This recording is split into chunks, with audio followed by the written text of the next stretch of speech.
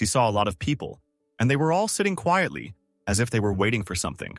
She started to get up, asked what was going on here, and the men who were nearby hit her and ordered her to behave quietly because she no longer had the right to vote. The judge heard some noise and asked for silence because the verdict was about to be announced and he was not going to repeat it twice. He starts listing what she is accused of, but the girl doesn't remember anything like that, and this is understandable because she found herself in this body a minute ago. According to the judge, execution would be a justifiable punishment. But given the young age of the accused, it would be fair to sentence her to life imprisonment. There is complete chaos in her head. She feels some kind of injustice. The girl does not remember what happened before and cannot even object to anything. She had already been transferred to the prisoner carriage, but she couldn't believe that those people were telling the truth. She thinks that there might be some kind of demonic possession there. Otherwise, how could a child destroy so many people? If you believe everything that's going on around you, it turns out that she has become the youngest serial villain in this country. Of course, being such a person sucks, but the worst thing is that all these cases were not real. How does she know this? It's very simple because this character is from her favorite novel, which is called The Saint and the Three Sinners. This novel has extreme content, a dark, intense plot, and it, of course, has fans. As you can already understand, she is one of them. The girl is now thinking that becoming a character from her favorite novel is not bad, but it's a shame that she became a villain. She was shaking all this long way, she felt dizzy several times, and finally, the carriage stops. It means that they have arrived. Then came the phrase, "Welcome to your new forever home. Try to be obedient." This is the famous prison of Niflheim, named so because it is located at the edge of the world in eternal ice, and it is also surrounded by the sea on all sides except for one narrow path. Technically, this place can be called part of the continent, but it has been forgotten by everyone for a very long time. She was thrown behind a cage like trash and told that this was her first night in a cell and that she could only sit quietly and think about her crimes. Then the girl took off the blindfold, opened her eyes, and there was no one in front of her. Only the echo and the sound of the castle remained. She didn't like the word crime being used because neither she nor the child she possessed had done anything. They had simply gone and sentenced a minor to life in prison. She is terribly ashamed of everything that is happening now, because at the very least she does not deserve it. And it's also hard to wrap your head around the fact that this is the place where she will spend the rest of her miserable life.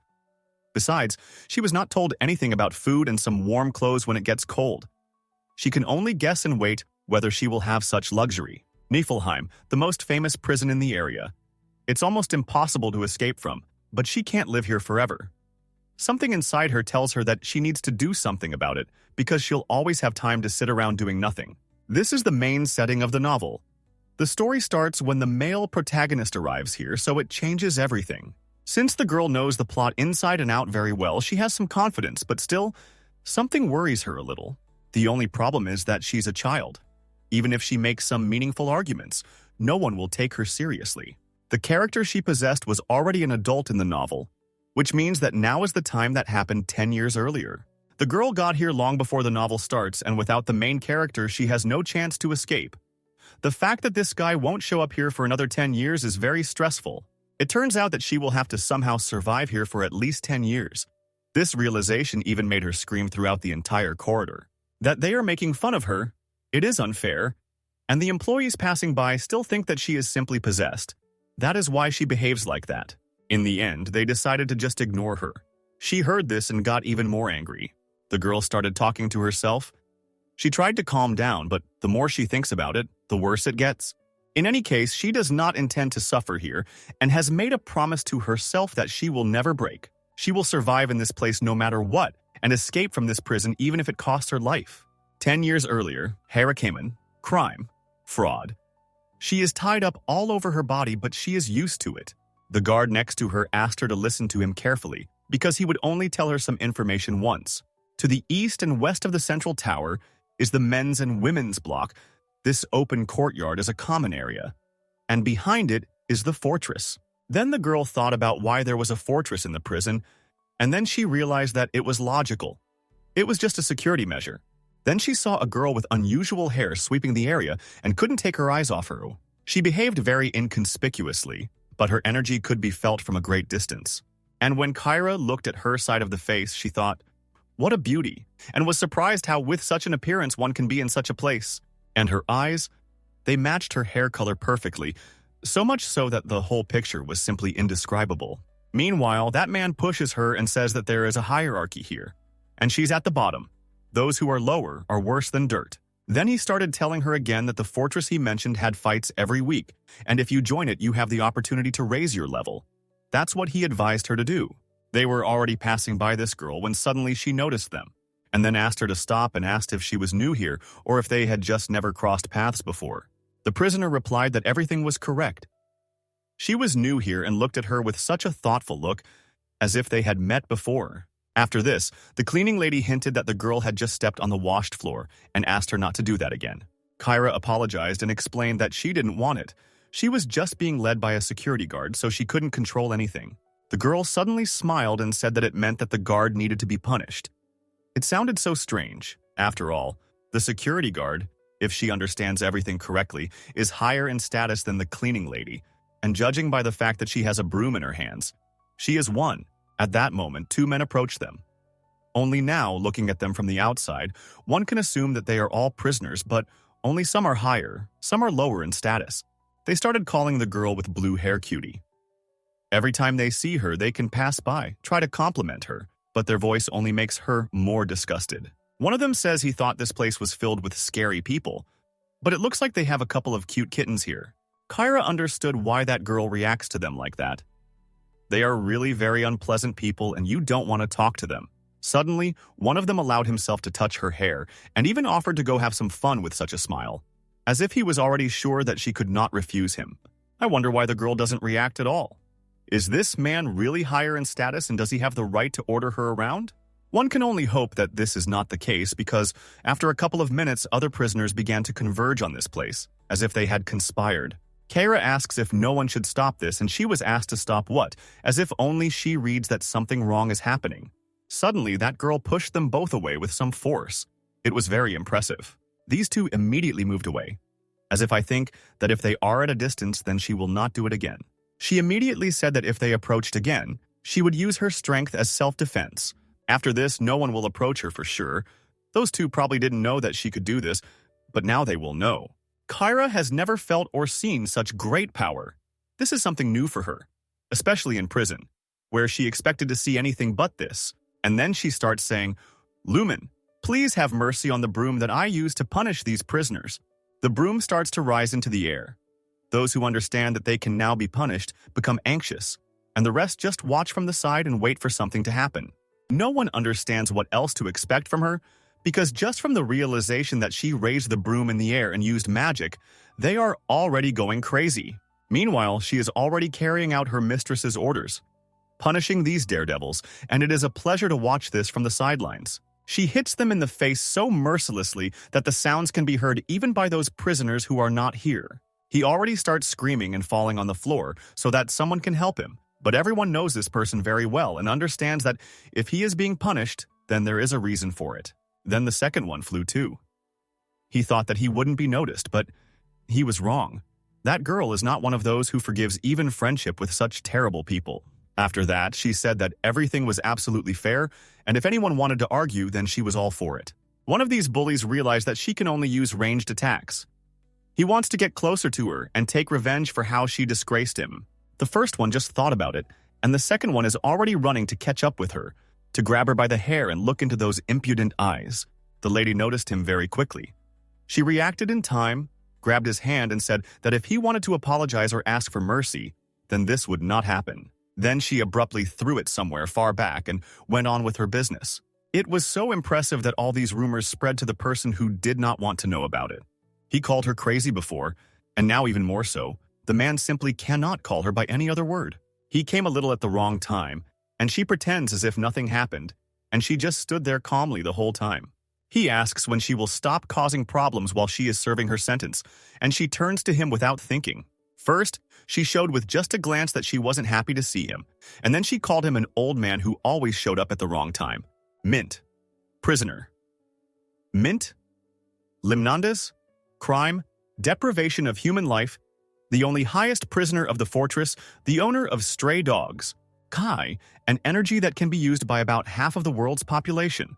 This force contains endless possibilities, Depending on its shape and size, you can do literally anything with it. Some strengthen their bodies with it to gain unrivaled physical form, while others use it to control the elements of nature. And some can read minds and control minds, a power whose scale directly depends on its use. And the girl had a huge potential to use this power. At the moment when she awakened it, it was such that she could conquer everyone and rise to the top. After some time, that man called her into his office, and the first question he asked her was if she had any intelligence in her head, because he doubted it more and more each time. He was already tired of telling her every time not to touch the newcomers because they simply don't survive even 1 year here. Something always happens to them. Mint explains to him that it was actually self-defense, and she rarely starts to pester someone first. Guardian, lamp garment, chief steward in Niflheim. To make it clearer to him how it happened, she told him that, in fact, those two touched her hair and it hurt. And he only became more indignant because he doesn't understand how hair can be hurt by touching something. And then asked why she let him grab her hair, knowing how mad her followers can be. The lady smiled and said that she could not guarantee their safety but would try to reassure everyone, if that was possible. If they were smart enough to listen, they wouldn't be here. What's the point of talking about even normal people's brains are rotting here? She had to give up her manners and decency long ago in order to survive here and maintain some authority. She barely retains the dim memories of her past life, and also tries her best to maintain her human form because it is almost impossible. But honestly, she really thinks that's her limit. And in the meantime, she was already tired of standing here doing nothing, so first hint that the man would get to the point. She says she doubts he called her back here just to lecture her and asks her directly what he wants from her. He once again said that she had no manners at all, and she laughed and said that he didn't offend her with this and didn't even surprise her because she had become like this consciously. And then a question came that she didn't expect to hear in this place, especially from this person, namely, would she like to accidentally get out of here? He needs her to do one job for him, and upon his return he will try to make it so that everyone considers her dead. And most importantly, he will release her from this prison. The girl will gain freedom that she could not even dream of from the very second she found herself here. Some opportunities that suddenly appear sound like lies. Like now. She now has only one question. What should she do to save her life? To which the man replied that a new special convict would arrive very soon. Her task was to ensure his safety here. The girl asks if normal security will be enough. But as it turns out, she is required to provide security and make him the new leader of Niflheim, after which he asks if she accepts his conditions or not. They call it a prison, but it's nothing more than a lawless area. It's not something she can promise so easily, but then again, who knows when she'll get such an offer again or if she'll get one at all. After thinking for a bit, it only took her a couple of minutes, the girl said with a smile that he could count on her, and also suggested that this deal be secured with Hue energy, so that it would not be a contract that was based only on words or trust. The man shook her hand and said that he was very happy, and if the conditions were successfully met, he would guarantee to release her. He promises to provide her with a new identity and is grateful for such a decision, which he called correct. This is at least something good that he told her in all the time they have known each other. But if he offers something and promises freedom, it means that everything is not as easy as it may seem. The girl is even surprised at herself how she didn't find out any details and agreed so quickly. But since it has already happened, there is nowhere to go. You need to keep your word. Now she will have to try very hard, and since it concerns freedom, she is ready for anything.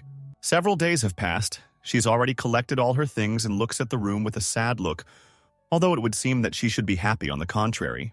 She doesn't have many things of her own. It all fits into a small box. There's even some space left there. She even said out loud that now this place will be empty, and others who heard this from her do not understand what is happening. Everyone else has long been told that she is being taken to a punishment from which she will not survive, but in reality nothing of the sort will happen. This girl's name is Ramon. She is a top-rank prisoner. Level 1, specialty, poisoning. She is interested to know in detail what will be done to her friend, no matter how it sounds. Daryl, a high-ranking prisoner. Level 1, specialty, musculoskeletal enhancements, stands next to her. She is outraged that Ramon asks such questions because it is tactless. She doesn't understand how one can ask how exactly a person will be deprived of life, and from him personally, and not from someone else. It was a bit strange for them that the girl didn't seem to be worried about anything. Ramon even thought that they were being played. Mint makes room for Kyra, saying that this is the most comfortable place, so she hopes it will be nice to be here. Kyra doesn't even know what to say to this, because they are now discussing a comfortable place in prison, and she is not yet used to it and somehow cannot talk about it so easily. Finally, the girl asked them to take care of themselves and convey her wishes to the others too, but Ramon and Daryl were surprised why she was talking like that, as if she was saying goodbye to them forever, and Mint. But she didn't say anything because she was afraid to say something unnecessary. Well, now it's time for her to get to work, although she can't even begin to imagine what awaits her. She has an empty look with a drop of hope that she will not regret this decision, and fear that everything she had before will turn out to be better than the promised future. And she seemed to be psychologically prepared. But seeing such an image in the mirror is very unusual. Of course, I would like her to have a slightly different look, but it's better this way than nothing. Moreover, perhaps she will be able to improve her appearance somehow in the future. She will pump up, and if there is time, she will even be able to change her hairstyle. Then she began to look closely at her new appearance and noticed that, in principle, the quality of the artifact was decent. Not only the hair, but also the color of the eyes had changed quite well. The general outline of the body structure remained the same, but the bone structure had clearly become masculine. She felt it immediately. What she has now, medium build with brown hair and green eyes, hands, look, and weak presence, basically her complete opposite. It feels like the epitome of something simple, just perfect for the discreet movements that she needs.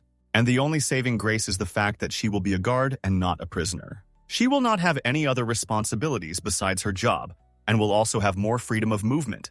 Her new name is Garrett. She is planned to be assigned to a men's prison as a newbie guard. So far, she is happy with everything.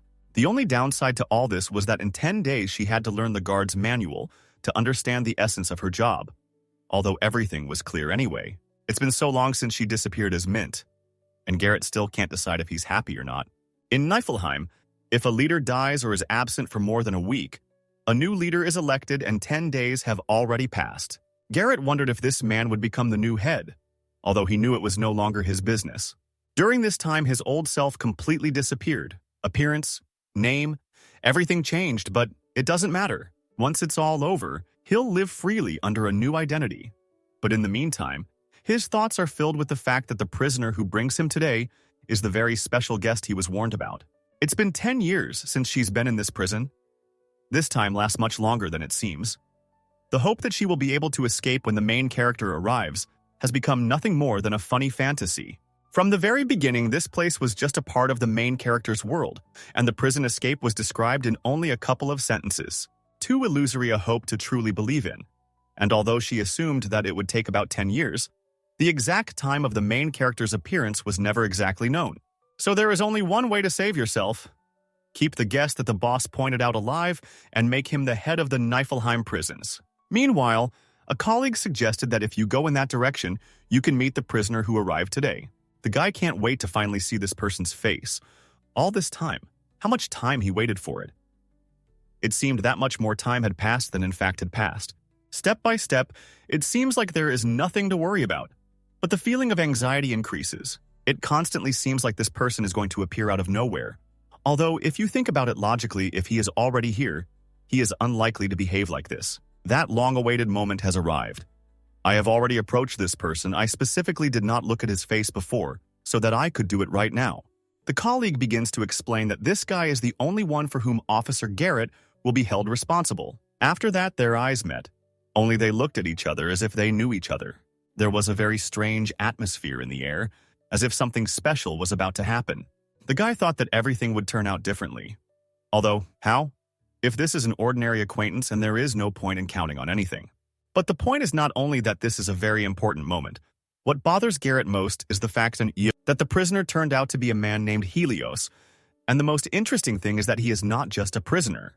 This is the very main character that she didn't expect to see here. And she's also a little annoyed that he looks at her with hatred, as if she put him here. That is, he has only one question. Now, how did this person end up here and how to understand this? The original plot is that the main character was the heir to the ducal house, was heavily accused by his father and thrown into this prison. He somehow managed to escape, and thus he became the first and only one who managed to escape from this prison in all time. People have been trying to figure out for a long time how he did it, but no one has ever gotten to the truth. After that, he meets the main character, and as expected in a novel with a rating for adults, he was able to relieve all the accumulated stress, anxiety, and all that stuff. And in the end, he takes revenge against the imperial family. He took a long time to decide on this and still decided to do it. Garrett thought that because of a false accusation he was being put in prison as a simple prisoner, he could not even imagine that he would be that very person since he is at the level of a boss. Then perhaps he knows about his secret identity. Anyway, the girl thought that the only way to escape from here was the boss's offer. If the main character she refused appears in front of her, there's only one question left to answer. Is it worth grabbing this rope? In the end, she decided that she would never do that because she couldn't hope for some unknown way to escape from prison. As a person who is already a prisoner of this hell, the boss's proposal is easier and simpler. So, in conclusion, the first step for the guard will be to get close to this guy by any possible and impossible method. Just looking at him, somehow you don't even want to approach him. He looks at you with such a cold gaze that only repels. Even though Garrett is a guy now, inside she is a girl who can't deny how handsome the main character is. You could say that she even decided to get to know him with pleasure, and told him in advance that if he needed any help or wanted to ask something, he could contact her. She was the only one, or rather, he was the only one, who would always be there for him. Helios, how to understand this? Why does some guard call him a beautiful man? For him it was disgusting. The prisoner even asked him not to say anything. And Garrett felt a little offended, although he understands that it was probably unnecessary. He still started talking to him as if nothing had happened, and his colleague started hinting that he needed to be careful with this prisoner, but Garrett didn't even hear it. After a while, the colleague decided to hint that with all due respect, the newcomer's words sounded very ambiguous. With this, he wanted to explain that this was the reason why Helios reacted that way. And then he also said that he meant that in relation to men, it sounds somehow inappropriate. Garrett turned out to have forgotten that she was in male guise, and she even felt a little ashamed. She imagined how it looked from the outside and wanted to fall through the ground. And she would also gladly turn back time so that she would not have said any of that, because it really was too much. After a couple of minutes, the prisoner started shouting loudly for them to leave him alone. Apparently, he still hadn't realized that this was exactly what he wouldn't get. Meanwhile, Stephen came up to them. He was ordered to check how the newbie was doing, and it seems he arrived on time. First, he asked if Garrett had any skills, and he didn't even know what to say to that. At first, the colleague seemed like a very well-mannered young man, but then he showed his true colors. It turned out that he really likes to make fun of others, especially those who have little experience and who are lower in status than him. They started having such a serious argument that even the prisoner started watching them as if they were watching some kind of TV series. Stephen starts to talk about some non-existent rules, like how newbies have to bring snacks to everyone else to gain respect. And he also allegedly reminded that newcomers usually have a working day that lasts a couple of hours longer than the rest, although this is not written anywhere. Helios didn't even think that it would be so interesting here, and he also regretted that he asked to leave him alone, because with them, it's just the opposite, even more interesting. Some time passed. They seemed to have made peace, but the colleague still couldn't resist saying that he actually thought that some kid had come to them who couldn't do anything and would only add to everyone's problems. Surprisingly, their misunderstanding was resolved very quickly. Garrett simply did not give in to our manipulation and very cunningly earned respect, because he did not behave like a child and even caught his colleague on mistakes in his statements. Meanwhile, Stephen says that in any case, newbies are only given one prisoner to look after. This rule is made to help familiarize themselves with the area, so he wants to advise not to overdo it. And then he also asked if the guy knows what crime his prisoner committed. He replied that unfortunately he had not yet had time to familiarize himself with the documents, and Stephen happily told that the handsome man, as he called him, had committed serial atrocities against an entire village and had ultimately burned everything to the ground. Since no normal people come here, this shouldn't sound surprising. And Stephen also wants to tell the guy not to worry, because they have very good security and none of the prisoners would ever dare to harm anyone. Until that moment, Garrett hadn't really thought about it. He even thanked Stephen for talking about it. Some time has passed. Garrett carries out his first mission of the day, escorting the prisoner to his permanent cell. He will live here for a whole month, and what will happen next depends on him. After that, Helios asked what this means, and Garrett explained that he is currently a low-ranking prisoner, but he has the opportunity to increase his rank by joining the fortresses, depending on the rank and places better than this are provided.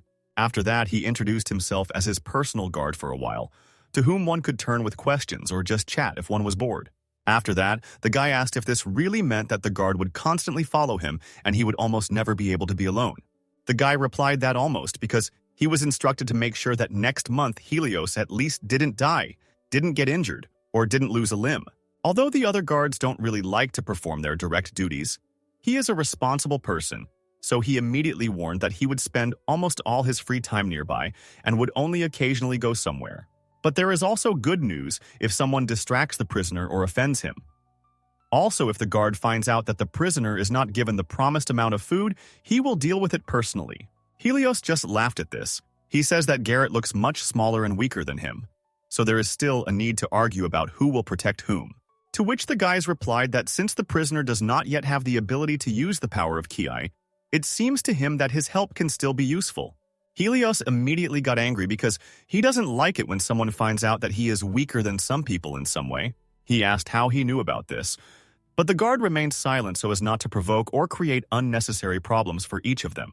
And for some reason, he also started offering to show him his strength and prove that no one stronger than him exists. It sounded very strange, but the prisoner still gave in. He loves to show off his abilities even in situations where he is simply provoked to do so. He swung at him with such force as if that fist could damage a brick wall, let alone hurt an ordinary person. It looked amazing, but Garrett stopped his blow with a light touch of his hand, and Helios reacted as if he had just been stopped by some Anchi. Well, why didn't he think that he was the strongest here? But now he understands that this is far from true. An ordinary security guard dealt with him without any effort, and this is already a shame. Moreover, he decided to finish this small duel very effectively, in a way that no one expected from him. He threw him to the floor and he did it easily, and the guy flew back and landed as if he had just been thrown by a huge athlete. Helios was not embarrassed to ask what had just happened, because if he did not find out, he would be ashamed of himself for the rest of his life. Garrett responded to this by saying that this is the difference between those who use Ki and those who don't, and then decided to give advice, because as you can see, it is needed here. If someone hits you, you hit them in the eyes because they are usually unprotected. And the guy asked if that was part of his job too. But if he only knew what the answer would be, he certainly wouldn't have asked about it, never. Garrett replied that it was all because he was too nice, so he decided to help as much as he could. Maybe it would be useful to him in the future. The prisoner immediately stood up. He began to beg him not to mock him, because when he hears such things, he wants to fall through the ground. And the guy says that it is a compliment and there is nothing wrong with it. He also said that in any case, Helios still had a lot to learn. And after that, he suggested eating together, because he definitely needed to learn to recognize poisons. By a lucky chance, the fortress is open tomorrow. It is open once a week. As he said earlier, there are tests on each floor. Passing them increases the rank. It was supposed to start tomorrow, but since the prisoners just arrived, it might start next week. Helios said that they say that the upper floors are closer to the outside world. He wonders if this is true or not, to which the assistant replied that yes, it is. This means that the higher you go, the higher the chance of escape. But in reality, this is nothing more than just useless thoughts. Then he asked the guy what he had decided, and he replied that he would still participate, so that at least he would have something to do here. Garrett is very happy about this. He reacted calmly on the surface, but inside he has a lot more emotions. He will count on the main character. Until the moment of his release, he will treat him well. After a few more days, the new prisoner has already managed to settle in. He shows himself to the maximum and has already earned some authority among his, so to speak, colleagues. Garrett sometimes forgets that she is in male form. It is very difficult for her to get used to it, after all. She has been a girl all her life, and then such changes that she was not even prepared for. It's a pleasure for her to watch a guy compete with someone. She likes to watch him show himself and throw punches. She always likes strong male hands, and now she sees them very often, and she really regrets that she has some obligations here, and she can't give any hint that she is a girl who is starting to fall in love with him. Apparently, the main character, Helios, has a more fiery character than she expected, but it is not yet clear how much this complicates the situation. Now he had already dealt with his first opponent of the day, and then he proudly turned towards the guard to ask for an answer to one question. When he said he would protect him, were those just words? Or does he seriously think that yesterday's situation meant anything? Garrett confidently approached him and made it clear that he had not managed to put him in an awkward situation with this question because he had something to say. Garrett asked if he was close to death and also if there was any serious damage to his body or limbs. Such a skirmish. This is the beginning here, and if he, then this will be his end. But this is not all that he wants to tell him. Suddenly, someone from the side attacked the prisoner with magic, and Garrett immediately noticed this and also protected him with the help of his magic. It was even more spectacular than his fight. Now Helios doesn't act like he's the coolest one here. Each time he realizes that he overestimated himself a little, and Garrett feels that the prisoner already looks at him a little differently. And in the meantime, he says, here's what constitutes assault causing serious injury. Helios started looking at him as if he was some kind of wizard who had done something unimaginable. The girl only now noticed that hiding her true strength noticeably and greatly reduces her productivity. Everyone around was also very surprised. They were discussing it among themselves because they had never seen an ordinary guard protect someone who, as it turned out, did not need to be protected. Suddenly, the prisoner says that he was moved to tears by his explanation, and the guy misunderstood him. He said that if it was that bad, then he shouldn't be shy and cry his eyes out. Helios got angry and explained that he didn't mean that at all. Suddenly, Officer Steven comes up to them and says that he knows Garrett is looking for a promotion, but he asks to know the limits because this is the first time he's seen a guard actually protect a real prisoner. Garrett still didn't understand why he came here and why he cared about it. But he tried to keep quiet so as not to waste his energy on it once again. It wasn't worth it.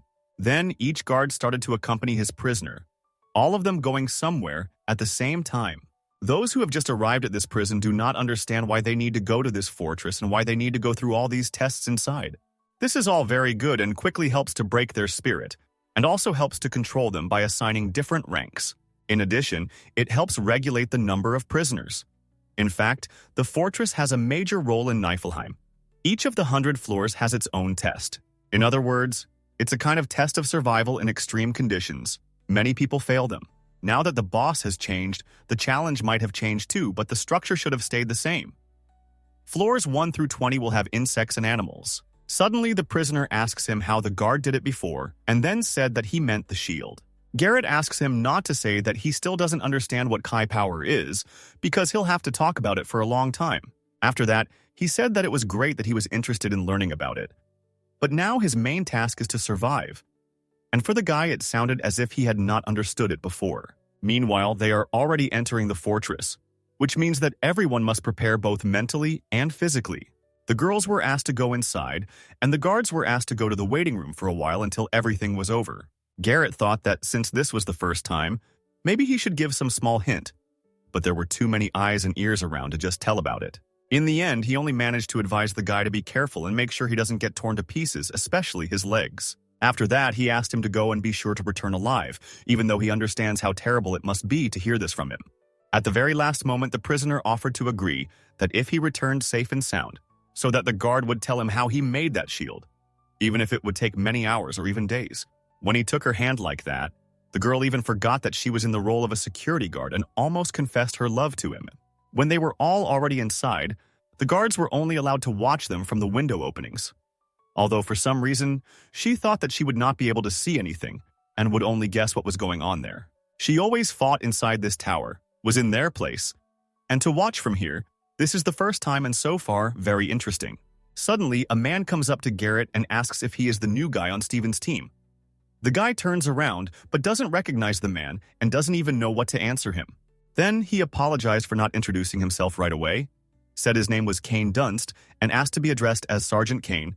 Garrett replied that he was glad to meet him, but still did not feel comfortable with him. You never know why he came, and probably not just like that.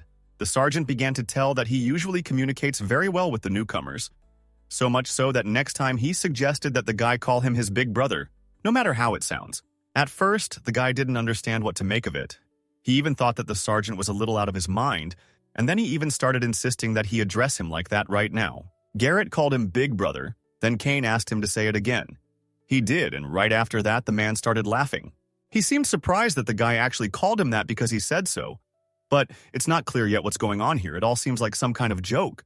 Not even a couple of minutes had passed before the man suddenly changed his behavior and said that he thought it was worth teaching the newbie a lesson in good manners, because he apparently didn't know what it was. Then he very quietly lifted his leg and started swinging it at the guy who just listened to him and ended up being the one at fault. It turns out that this is some kind of test that he clearly failed, but it was a little unfair.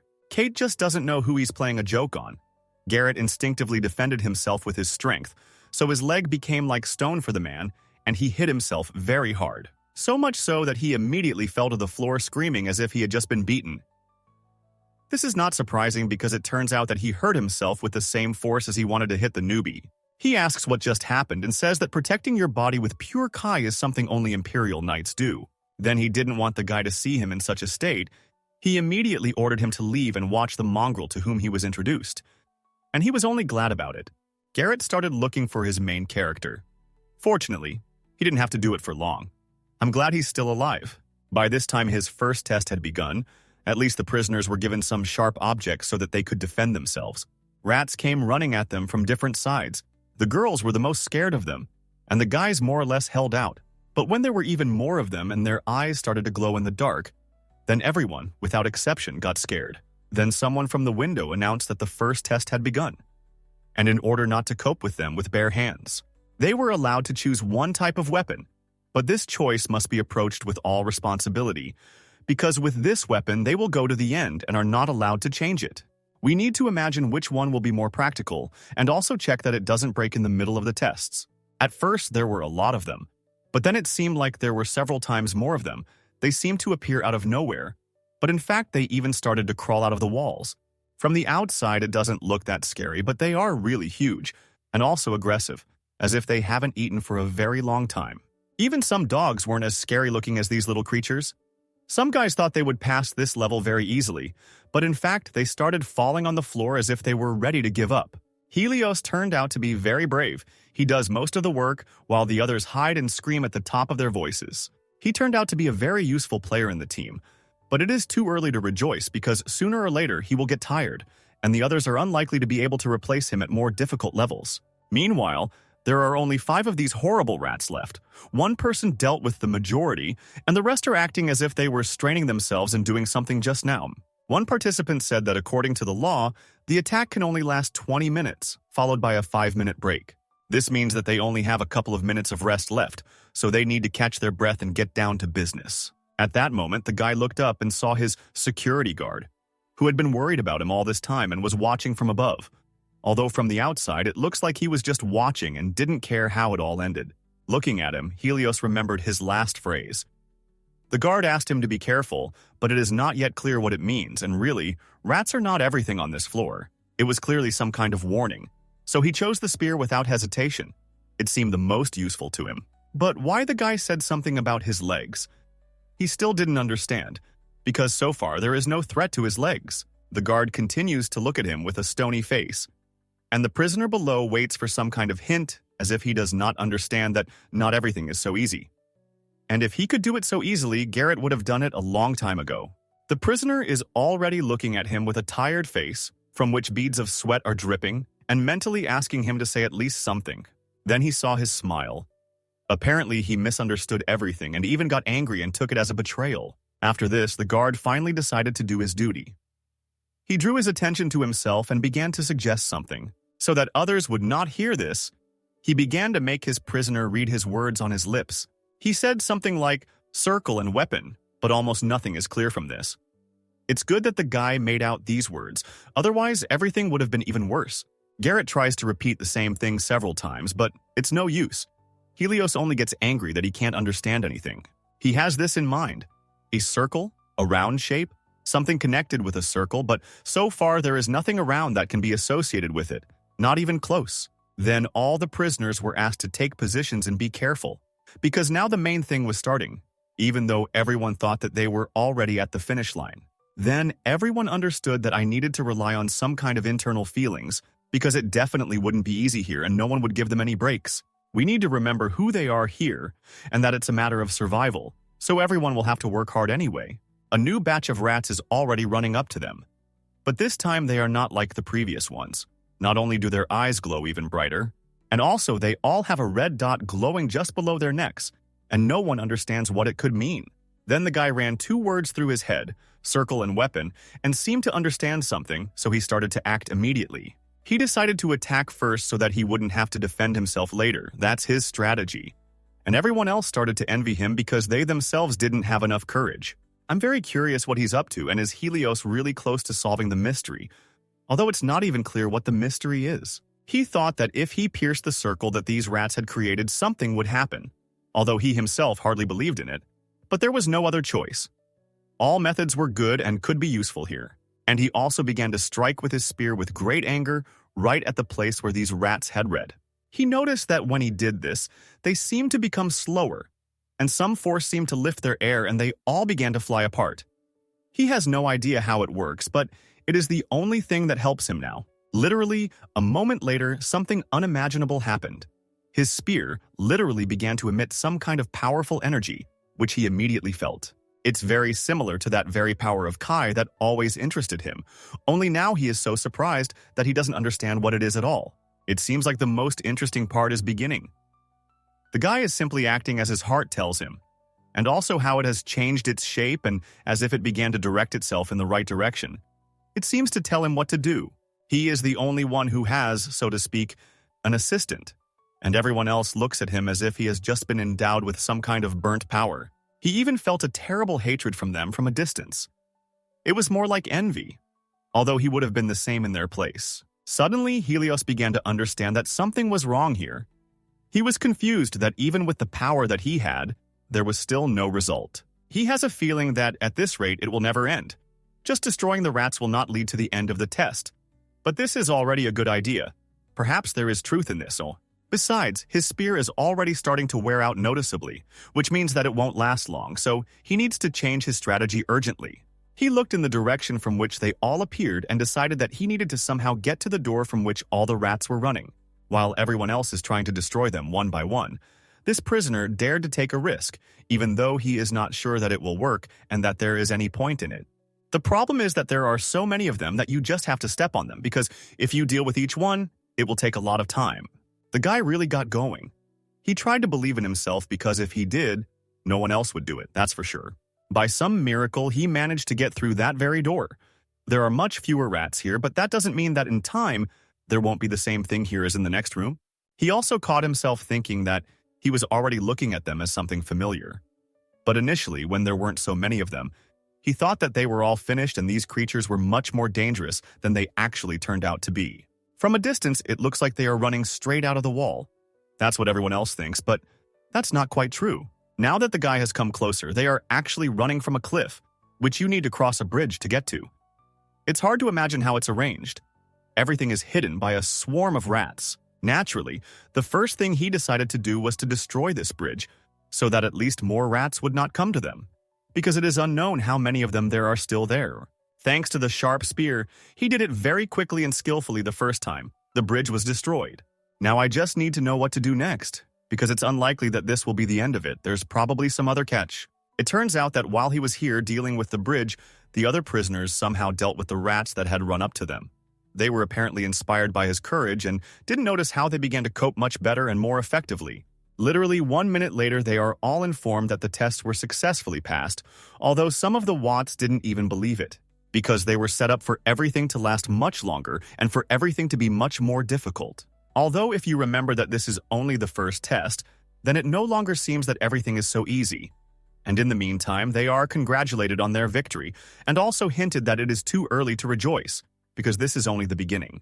Those who have passed this test have the right to challenge the tests of the second floor of the fortress, if of course there is a desire, and what is no less important, strength.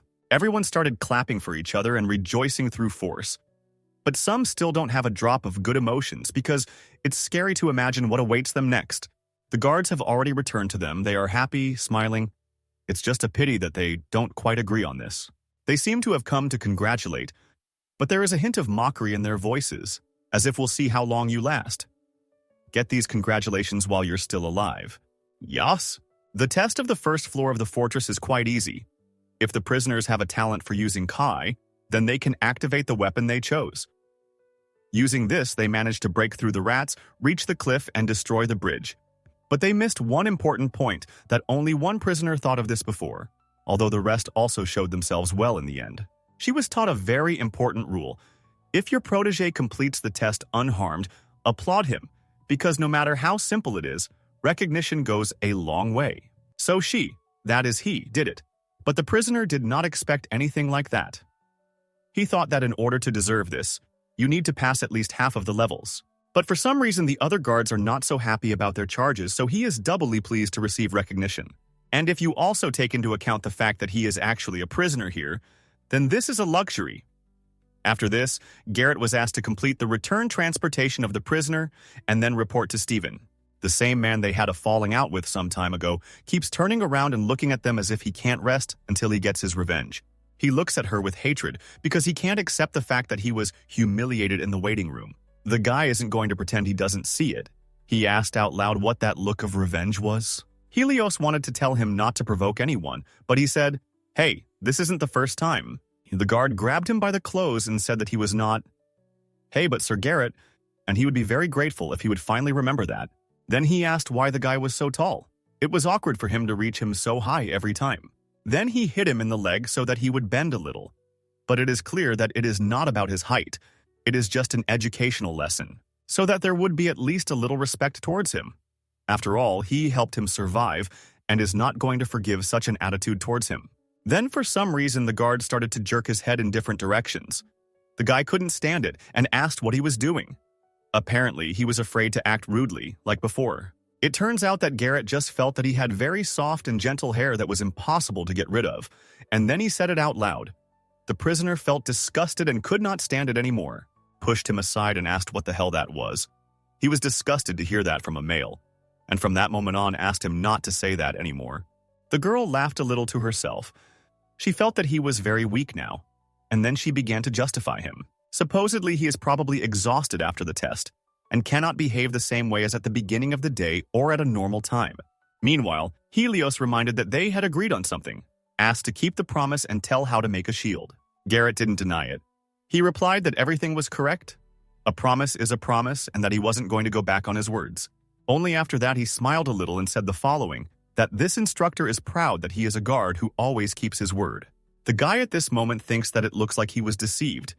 And in the meantime, the guard continues to talk, that he is not a fan of submission, and I really hope that someday the guy will remember this in his mind. After that, he also said that he would rely on him. And Helios still didn't understand what that meant, but it seems that no one is going to keep the promise. Garrett says that while the prisoner is learning the power of Ki, he can call him instructor or teacher, as he feels comfortable. Only now, after what just happened, he has no desire to hear or see this man. Now he understands that it is pointless to negotiate with him about anything, and even more so to believe his promising words. Then he finally explained that he just wanted to learn how to make a shield, and didn't understand what the problem was, to which he received the answer that it was a good dream for someone who could only see this power for now, but it was quite achievable. Judging from these words, Helios understood only that he would be studying theory for a whole month, and this is what he hates doing the most. The teacher asked to never neglect the basics, and the guy asks not to constantly repeat that he is a prisoner, because he already knows who he is and what his current status is. The teacher mockingly says that he has other options, for example, a stray dog, a small rat, and various others, to which Helios said that, let it be a prisoner, rather than this. Meanwhile, he finally resigned himself to the status of a student, because I thought that perhaps the theory could also be useful, and had already begun to ask what this very power of Ki was. This is the energy of the world. It is simply everywhere. You can also say that the power of Ki is a kind of fuel, and depending on the method of use, the form of energy can change. Garrett started telling that there are 5 ways to use the force, and the guy thinks that he's actually heard this at least 10 times already. Physical fitness enhancement, elementalists, materialists, mentalists, and the last type, miscellaneous, which does not fit into any of the others. People born with abilities fall into one of these 5 types. Depending on talent and training, they can have a maximum of 2 characteristics. Then the teacher saw that the student had been sitting for too long, so he asked him to get up. Apparently, he wanted to show him something visually. The guy asks what now, and with such an expression on his face, as if he started to be afraid of something. Garrett says he's taught this to someone before, and then the prisoner asks if that means he's not the first one. The teacher asked if it was really important, and the boy with a displeased expression replied that, in principle, it wasn't important. Then the guy started to tell that in any case, he had learned something useful from his past experience and could teach him that. The best way to learn, the most brutal training. Learning through pain doesn't sound like much, but in fact it's probably useful. The guy already understands that he won't like it, and he also doesn't like that he has no choice and no one asks him whether he wants to do it or not. The teacher asks to focus on the Ki energy in his body. Helios immediately understood everything and asked not to say that he understands everything correctly. The teacher smiled, praised him for being very quick-witted, and still said that now he would personally demonstrate all 5 types of Ki. The student is already nervous. He just needs to at least explain in more detail first because he is not ready yet. Garrett simply asked him not to worry and promised to use only one hand, although this is far from reassuring. The boy just closed his eyes. He began to hope that everything would work out. And in the meantime, the teacher explains that this is a type of fitness improvement and there is no way they could miss this important step. You need to direct the force to the part of the body that needs to be strengthened or protected. Users of this type are easy to identify. They are large, wide, and clumsy. It was very difficult, but it seems like he is okay, although this still needs to be checked. The girl realized that he seemed to block the blow of his power. She wanted to send him flying. That's what the main character means. The guy miraculously managed to block it because otherwise he simply wouldn't have survived such a blow. It all happened very quickly, but for him it felt like a few minutes, because he simply wasn't ready for it and didn't know what was waiting for him. You can notice how the guard has been acting a little too arrogant lately. I want to hope that it is for the good of the prisoner and that it has nothing to do with his current mood. After that, he asked him to get up because now they were going to learn the next type, elementalists. And the guy asked how attacking someone from behind could be considered training. If he had the opportunity to complain, he would have done so. The teacher basically agreed with him, but explained that if he was too soft with him, the training would be too boring and ineffective.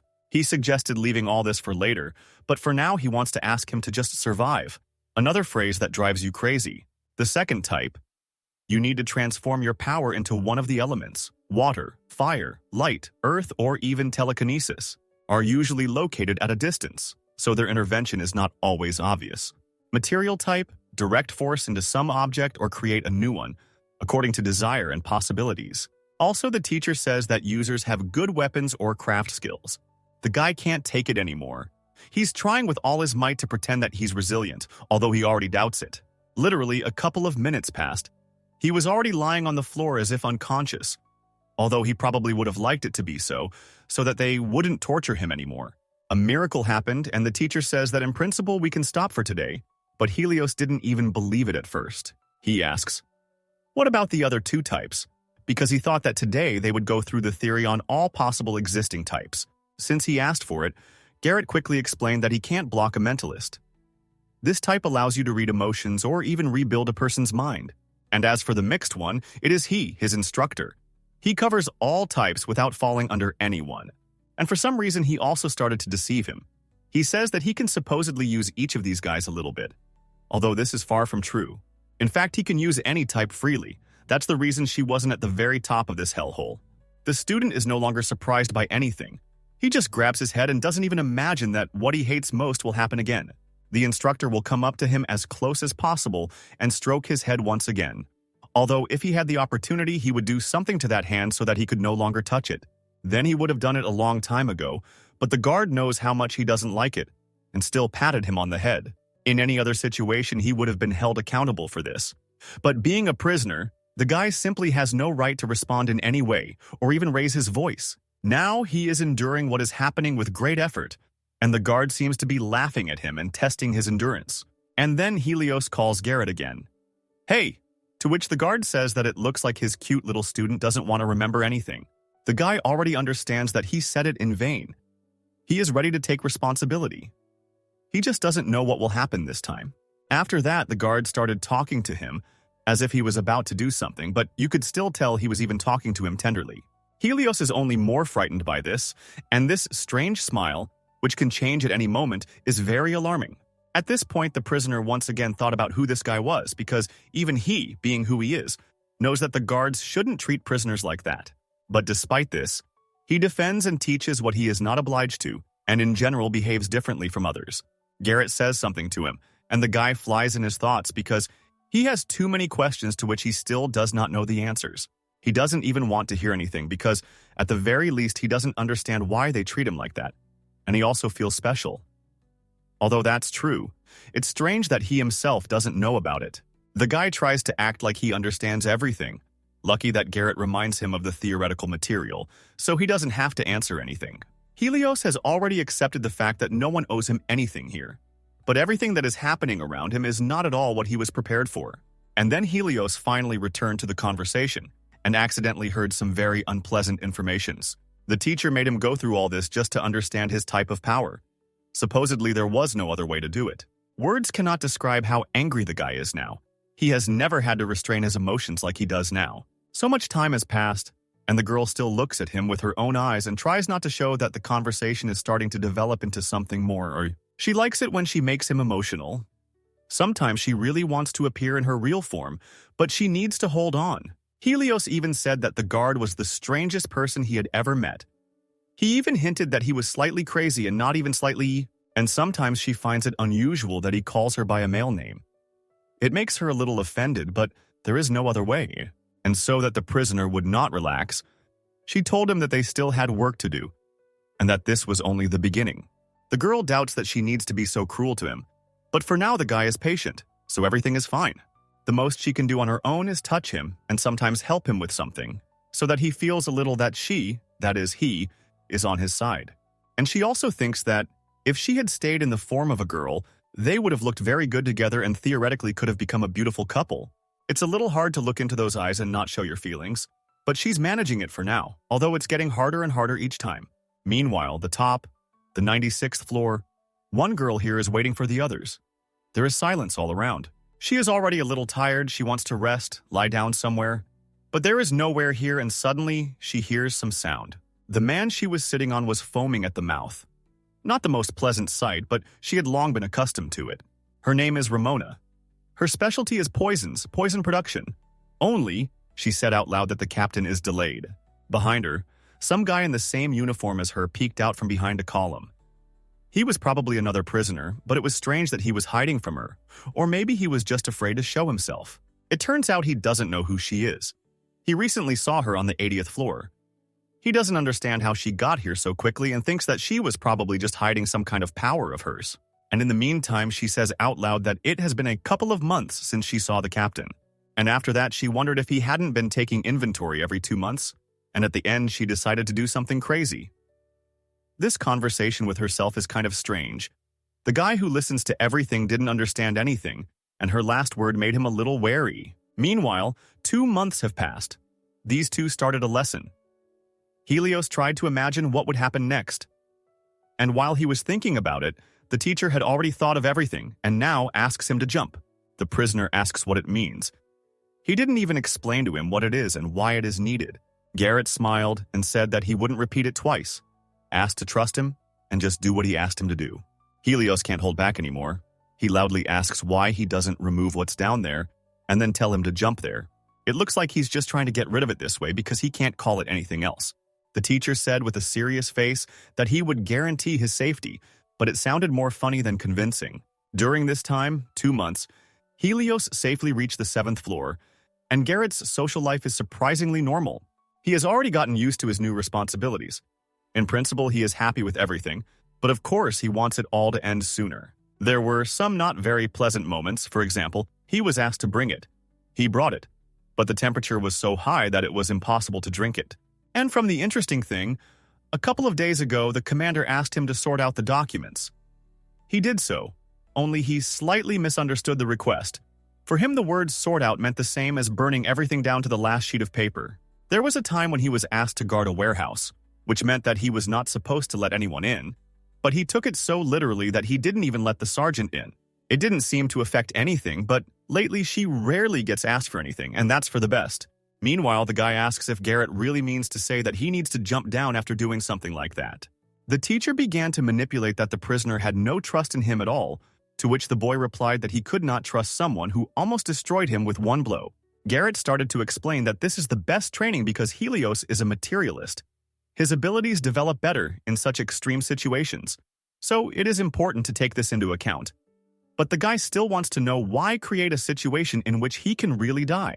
To this, the teacher responded with a question. Isn't this better than dying in a fortress where there is nothing interesting? And this way there will be at least some extreme and an opportunity to become stronger. He can only advise to think about something that can save his life if he falls. There is no arguing with that.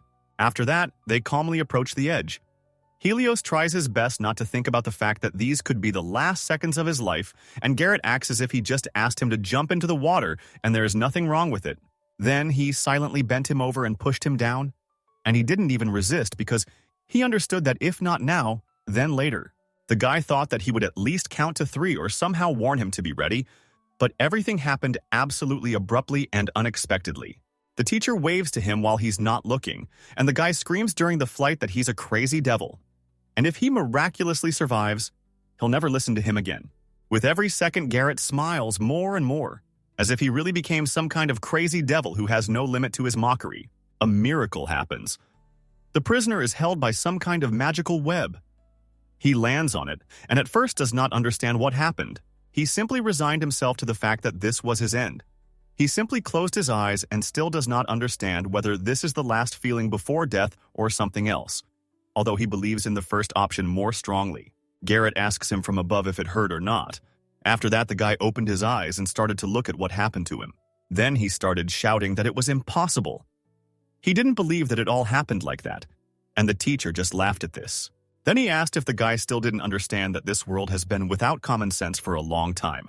So if it seems like the end is coming, it could be the beginning of something bigger. That's why he asked him to relax. Meanwhile, the next day came. All the prisoners gathered in one place, and suddenly, one of them starts to have some kind of conversation. He called Helios cute and asked to give him a minute. It looks like a real provocation, and the guy is already thinking about what he should do. This man, judging by the familiar face, he is one of the high-ranking ones. Only they are in different areas, and it is strange what he is doing here at all. Then Garrett accidentally noticed out of the corner of his eye the sergeant who was watching from the side and thought that he was unnoticed. He quietly says that this annoying newbie, he will still give him trouble. And he smiles, as if this is all part of his plan and something is about to happen. Meanwhile, that same guy asked again if he hadn't been heard the first time and why he was acting so confident just because that security guard loved him. He has such a disgusting expression on his face that I want to do something to him right now so that he doesn't grimace like that anymore. At that moment, Helios became very tense because he felt that something was happening to his body and he had no control over it. He can't move. There is some strange energy or force inside him that is holding him back. And it also seems like this guy is pushing him down with his strength. And judging by the way he's smiling, that's how it is. Garrett is very attentive, so he came closer to his charge in time to help a little. He took him by the hand, gave him a little strength, and the guy felt it right away in the first second. On the one hand, it was a little awkward, but at the same time, he felt very pleased that there was someone nearby who was on his side in any situation and who he could count on. The teacher decided to distract him. He said that he heard that there was meat for dinner today, and if they were distracted, the others would take everything and there would be nothing left for them. A moment later, the very force that was pressing on him suddenly disappeared and he felt much calmer. And when they began to calmly leave, as if nothing had happened, that prisoner was surprised, because he had been pressing on him with all the power of his telekinesis, and the guy had freed himself so easily, he even became interested in getting to know him better. The guard accidentally turned his head in his direction and realized that this was not the end of it all, but on the contrary, it was just beginning. He thought that maybe he could somehow avoid this conversation. He started pushing Helios to get away from you faster, but it didn't help. That prisoner screams how a low-ranking guard dared to interfere with this and demands to get out of the way. She had forgotten his name, but now she suddenly remembered it. And before he attacked her, she said that, in fact, attacking a security guard is a serious crime, and he is warning about it for his own good. That guy didn't take him seriously, even insulted the guard a little and started to accumulate power to direct it straight at them. I wonder how it will all end, because she doesn't seem to be tense or scared of him. At some point, the prisoner stopped moving. He froze in one place, and from this he panicked greatly. He tries to move his hands, raise his head, but something doesn't let him do it. And Garrett keeps getting closer and closer. The prisoner somehow didn't think that the guard could also have power, and less than him, he probably compared him to his guard, and that's why he felt so confident. At this point, the guard decided to combine business with pleasure. Firstly, he would show this prisoner his place, and will conduct a certain lesson for his ward. He asked to look at this situation and listen to him carefully. Inside and outside the fortress, this is not a space of common sense. In the future, he will have to go through many tests, and this is one of them. Meanwhile, everyone who is opposite the guard is horrified because they can't even imagine what his words could mean. While they all ask him to stop and get out of here, Garrett says that the solution is very simple. After that, he asked to be allowed to show him how it was done, because it would be the most visual and it would be better than some theory. From the outside, it looked very easy. No one even had time to notice how it happened, and thanks to a slight movement of the hand, these people were punished. He says it with such ease, as if he were showing how to peel potatoes, thanks to which it doesn't seem like a boring lesson. This daredevil is already lying on the floor, although everything happened very quickly and almost unnoticed. He is in pain as if he had just been beaten for a couple of hours. This is the peculiarity of the technique. Once you demonstrate it on someone, others who see it will no longer make the mistake of this colleague, and he is also unlikely to try to take revenge. If he is a smart person, he will not do this, and if not, he will learn from his mistakes as long as there are undamaged places on him. And to make him remember this situation even longer, Garrett stepped on his hand with all his might because he deserves it. But it wasn't just like that. The thing is that elementalists usually use their hands as a means of transmitting their power, so it's better to completely neutralize them or break them. And since this is a warning, he will be careful and spare him. As soon as the teacher finished his sentence, a knife flew past his face. No one understood what it was, who threw it, and where it came from, because this is not the place where a knife can be. All the prisoners immediately became tense, because they understand that if the culprit is not found, everyone will be held accountable. Everything would be fine. Maybe the guy would forgive this mistake, but the knife grazed his cheek and he was bleeding slightly. So he said with a smile that since the instructor was injured, from now on everything he does will be considered self-defense. He has every right to answer. So it is advisable for everyone present to either act according to their conscience and confess so that no one suffers, or run away from here if possible. Helios can't even imagine what the teacher has planned, but he already understands that it will be something unusual. With the help of magic, the guy created a broom. But it is probably unusual, which means that something interesting is starting. He just ordered this broom to act. Everyone thought that it was like a scanner. It would read who just wanted to harm the instructor. Everyone's legs started shaking. Everyone who was here started begging for mercy because no one wants to be punished just like that. Just because someone is afraid to confess and answer for their actions. The broom received an order. It doesn't care what anyone says or what they ask it for. Everyone will get what they deserve. She punishes them not just for the fact that someone may have thrown a knife, but for the fact that they behaved disrespectfully in principle and, being in the place of prisoners, allowed themselves too much. While all this is happening, the teacher explains that this is the final form of the material type of key force, a tool that reflects the ego of a person that moves independently. And also based on this lesson, the student must remember that it is time to stop thinking that only swords and spears are considered weapons. In fact, it can be anything. You just need to know how to use the chosen item correctly. And then the guy remembers how the teacher recently said that he can use a little of each force. And then this, accordingly, the teacher is not telling him something. He has already clearly noticed this. He again had questions about who this guy was, because he was clearly not as simple as he seemed at first glance. The prisoner was almost sure of this. Meanwhile, surprisingly, for the first time he was worried about his guard. He was haunted by that very wound, which could have been much more serious. The guy asks if everything is okay, and Garrett smiled as usual and made Helios very embarrassed. Then he asked again if everything was okay, and with such an expression on his face as if something much more serious had happened. Garrett was pleased that it was important to him, and showed that, in principle, nothing serious had happened. Everything would pass in a couple of days. And then something unexpected happened. Helios began to admit that he was worried about him, and he himself did not know why he suddenly cared about it. And after that, he also said that he didn't want his teacher to be hurt, but from his side it sounded too unusual. The guy even thought it was some kind of joke. And he is also pleased that he calls him teacher. This is the first time, which means the relationship between them has definitely become better. At least he has a little respect, and that's already very good. Meanwhile, they remembered that they wasted a lot of time. By this time, all the meat in the canteen had run out, so you can forget about a normal dinner. That same night, she had the opportunity to return to her original form because she would not see anyone else except her business partner. The man doesn't like that rumors are spreading faster than forest fire. Everyone is talking about how a high-ranking prisoner was beaten and knocked out by a rookie guard. It was precisely for this reason that he called her into his office.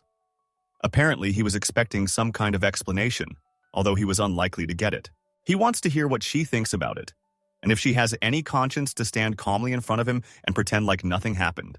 To which the girl replied that he need not worry about it, because she did everything exactly as the book said. He asks to forget all the rules and not to create unnecessary problems, especially since they had already agreed that she would behave quietly. But in the end, everything turned out the opposite. The girl shows with her whole appearance that she doesn't care about what he is telling her now. She didn't promise to behave properly. Only one thing is required of her, nothing more. He continues to be angry with her and says that the problem is only with her, and if she fixes it, then everything will be fine. In his opinion, she should know when to stop fooling around. She was introduced to him by a guard, and then asked how long she was going to keep him under her, to which she said that she was simply following orders and did not quite understand what all these complaints were about. Not only does she not understand what she did wrong, but he also says some unrelated words that are difficult to understand. Although, if you look at it from his point of view, then maybe he is partly right. If she had kept her distance and just watched, he would have still passed these tests after all. He is the main character. But she also knows exactly what a cruel hell this prison is, so she just played it safe and did what her heart told her to do. There are a lot of crazy people here, much crazier than you can imagine. And she also thinks he's a little weak and she has to do what she does. No matter what she tries to explain to him, he still calls her crazy and is not going to accept her position, no matter what. So that this conversation wouldn't drag on for a couple of hours, she started saying that if she didn't like him, she would have gotten rid of him a long time ago, and then asked, so what happened? Did he really call her because he had some idea? And he responded to this by saying that she was some kind of disgustingly smart. Although what's wrong with that is unclear. The man says that from tomorrow her duties will change. She will receive instructions later, and now she can leave. The girl only said goodbye to him with joy and went to rest. After all, the day was very difficult, and before he changed his mind, she needed to run away from here as soon as possible. His thoughts at that moment, I can't throw someone out because of such a trifle. She will do everything to get out of here. She is not interested in anything else and she does not need anything else. There is definitely no better chess piece than her. I'm very interested in what role he has prepared for her and how the girl will react to it. Because he knows her. She might not like something. She might not agree. Meanwhile, another conversation between colleagues is taking place. Garrett came into the office and as usual, it is not calm here. This guy says he doesn't understand him at all. He thinks that no matter how much Garrett wants to get promoted, he's unlikely to be ready for such a punishment. The guy replied that everything was fine, and he didn't think there was any problem with it. And he also didn't like to exaggerate situations, especially since he didn't ask for all this advice and opinions from other people who were constantly trying to force something on him. The colleague replied that since he was saying that everything was fine, he had no other choice, and then he didn't finish his sentence and picked up a bunch of keys and suggested going somewhere.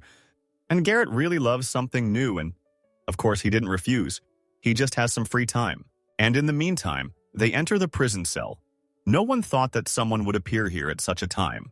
To begin with, they called one of them, the prisoner Helios. The guy only thought to ask what happened, and they immediately told him that for a breach of discipline he will be punished by being moved to another cell for a certain period of time. It is not far away, but the conditions here are a little different. It is clear that no one has cleaned here for a long time. There are cobwebs and dust everywhere. The air is very humid. It will not be a pleasure to be here. He was led to this place. There are 2 beds, and the cell is generally designed for 2 people. So he immediately had a question about who would live here with him. The guy was also afraid to ask whether he would be here alone or not, because after such a question, even if it was planned for him to be here alone, someone would definitely be moved in out of spite so that he wouldn't ask unnecessary questions. And then they bring him a man whom he expected to see here last of all. And at first, he couldn't even believe his eyes. He has a lot of questions now, but they all appear mentally only very quickly. Garrett was brought to him, and he was in exactly the same uniform as the prisoners, and the fact is that his new duty is to look after his ward 24 hours a day, and of course, as before. It's very interesting what will come out of this and how they will discuss all this. It's also interesting whether the security guard, who was slightly humiliated by providing this form, is delighted or not.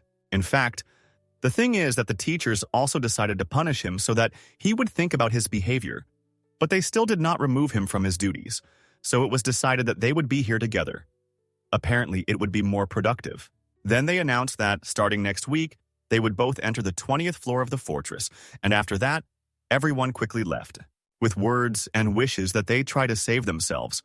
Only the door slammed so loudly that it hit their nerves very hard. They immediately became irritated. The first thing Helios asks is what is going on here, and the teacher, in a calm voice as always, answers that he himself just heard everything. The guy apparently decided to just accept the situation as it is, simply because he understands that the situation is hopeless, and there is no point in inventing anything and resisting. The prisoner was most upset that the teacher hadn't really harmed anyone. Everything was fair, and he was humiliated and locked in that cell. Garrett replied that that was true. Those people were fine, but he couldn't do anything about the fact that the authorities had decided that he needed to be locked up here for a while. Helios thinks that this is completely absurd and that it is terribly unfair. And Garrett asks if he is really trying to find justice and fairness here in this place where there has never been any. Moreover, he has already repeated more than once that this is not the place where one should seek morality and justice. Now they are in the same boat. So he suggests they decide how they will address each other, and Helios at this point doesn't understand if Garrett isn't even upset. To which the guy replied that he created the problem and takes responsibility for it. It's all very simple. And Helios says that it's probably great to perceive everything so simply, because in his place, it wouldn't have worked out that way. The girl thought to herself that this was not really such a bad situation as it seemed. Things would get really nasty when Groggy showed up. But it seemed like the boss really used his head. This scheme was satisfactory.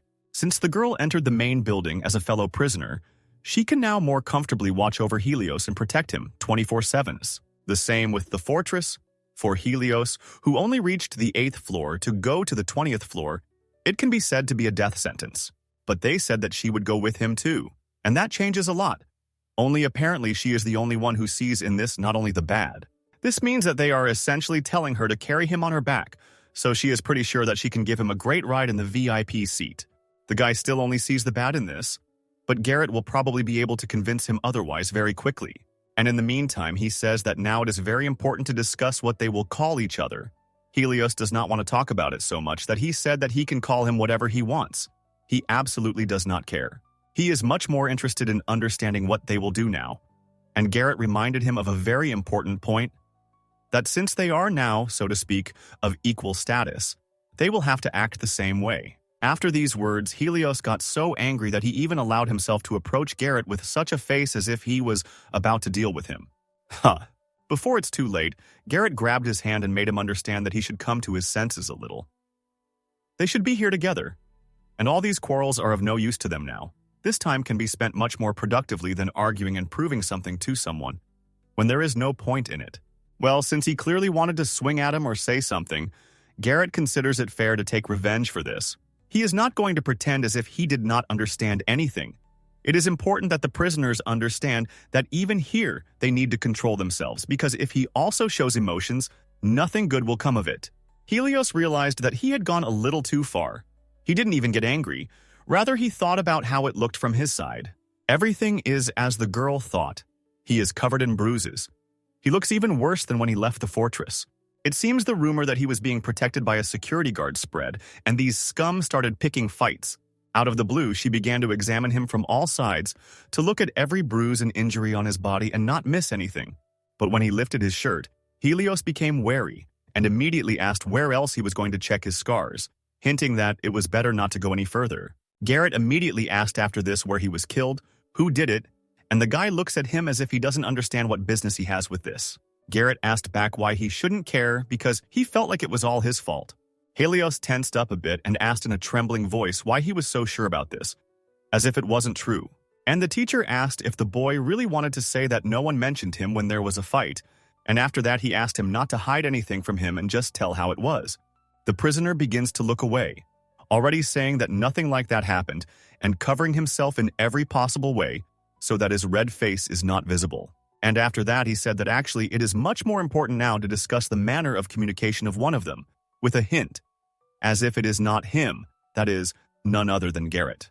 Garrett reminded him that they are both prisoners now, so he will be speaking informally whether he likes it or not. He also reminded him that the 20th floor of the fortress is not a joke, and if he doesn't start studying well right now, he will simply die. Helios took him by the hand and said that he understood everything, and Garrett was happy because the prisoner was changing literally before his eyes. Just recently he was cold, and now he trusts and obeys in almost everything. After some time, when it was already time to sleep, before going to bed, Garrett reminded that, as he had already said earlier, starting from the 20th floor, the real difficulties begin, and he also allowed the prisoner, if he wanted, to blame him for getting him into all this as much as he wanted. The guy replied that he actually didn't blame him, and never blamed him, and even if it turned out that way, it wasn't like that at all. Everything was fine. When suddenly Garrett says that even if the guy stops pretending that he is so nice, he will still teach him how to use Kai energy. And Helios asks in bewilderment if he is really serious about him now, like some kind of sweet-talking fake. The teacher asks with a smile if he's mistaken about something, and the guy replies in a menacing voice, "No." Then the prisoner started to change the subject, and the teacher noticed it in time and said that it wouldn't be that easy for him. And after that, he asked him to come closer to him. For some reason, Helios first rose and only then began to ask why this was necessary. Garrett thought to himself that despite his fussiness, he was a good listener, and it was even interesting to watch. It turns out he just wanted to ask him to turn off the light because it was bothering him a lot. And then he laughed as if it was a brilliant trick. Then the teacher realized that the guy might change his mind, lie down on the bed and do nothing. So he asked him as politely as possible and stopped laughing. Time flies by very slowly at night. They were unable to fall asleep quickly. They were constantly tossing and turning because someone in the neighboring cells was having too much fun. They realized that this would most likely be the case forever, so they simply resigned themselves to it and began to get used to the difficult conditions. While the teacher is sleeping, the boy is lying on his side with his eyes open and thinking about something. And he is also very sad as if something is bothering him. Then he felt tired and decided to turn to the other side so that as little light as possible would fall on his eyes. As soon as he tried to fall asleep and relax, terrible memories and other things appeared in his head. A man's voice appeared in his head, calling his name and saying that he had done something terrible. Because of him, a whole village suffered, and these people will come to him in his dreams every time he least expects it. It seems like he has long since come to terms with these people, but this time the man's voice sounded too special. It was very disgusting. He wanted to fall asleep quickly, even though it might not change anything anyway, but nothing could be done. Helios couldn't stand it. He got up so as not to see this nightmare, or rather, not to hear what he thought he was used to before, but as it turned out, not quite. Tears started to flow like a stream. The guy hadn't felt so bad for a long time, and he also doesn't understand why these dreams suddenly started to affect him so much. Then he thought to himself the following: I can't forget this no matter how hard I try. No matter how, but I must return to the duchy and take revenge for everything on this hateful grandfather. He thought that if every night went like this, it would be an extra motivation to move forward and get free sooner.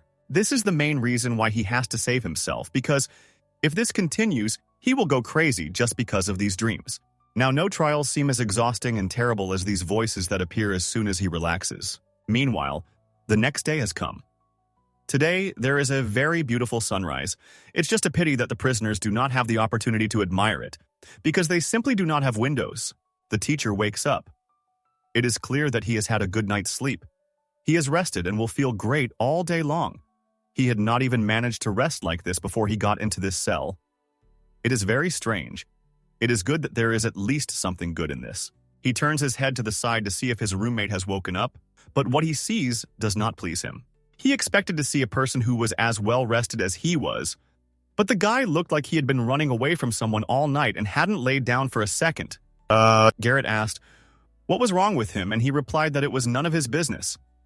Then the teacher said that the weather was great today, not time to sleep, and the guy asked how he knew that because there weren't even any windows here, to which he received the answer that it was all intuition.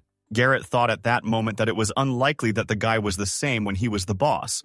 The longer he watches him, the more uncontrollable he seems. After a couple of minutes, he tells him that, starting from the 20th floor, prisoners can enter the fortress at any time, which means they won't have to wait a whole week. Helios asks if everything he just heard means that before he could finish his sentence, the teacher said that he was catching on very quickly and he liked it.